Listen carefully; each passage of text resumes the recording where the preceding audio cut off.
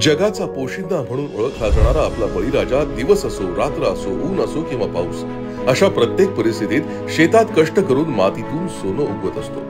इतकंच काय तर आपली समाज व्यवस्था आणि अर्थव्यवस्था देखील बळीराजावरच अवलंबून असते। अशा या समाजातील सर्वात महत्त्वाचा घटक असणाऱ्या बळीराजासाठी मुख्यमंत्री एकनाथजी शिंदे यांच्या नेतृत्वाखालील आपल्या महायुती सरकारनं मुख्यमंत्री बळीराजा मोफत वीज योजना सुरू केली आहे।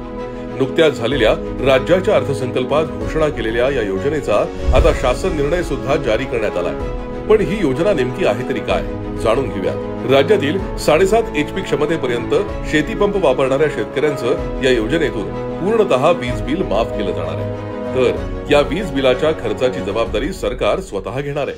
त्यामुळे राज्यभरातील 44,03,000 शेतकऱ्यांना यातून लाभ होणार असून यासाठी सरकारनं 14,760 कोटी रुपयांची तरतूद केली आहे। सद्यस्थितीला एप्रिल 2024 ते मार्च 2029 या 5 वर्षांच्या कालावधीसाठी लागू केलेली योजना पुढील कालावधीपर्यंत वाढवण्याचा महायुती सरकारचा मानस आहे। नमो शेतकरी महासन्मान निधी योजना, 1 रुपयात पीक विमा योजना, कृषी तारण कर्ज योजना यासारख्या योजनांमधून बळीराजाचं हित जपलं जात असताना मुख्यमंत्री बळीराजा मोफत वीज योजना बळीराजाला नक्कीच आधार देणारी ठरेल।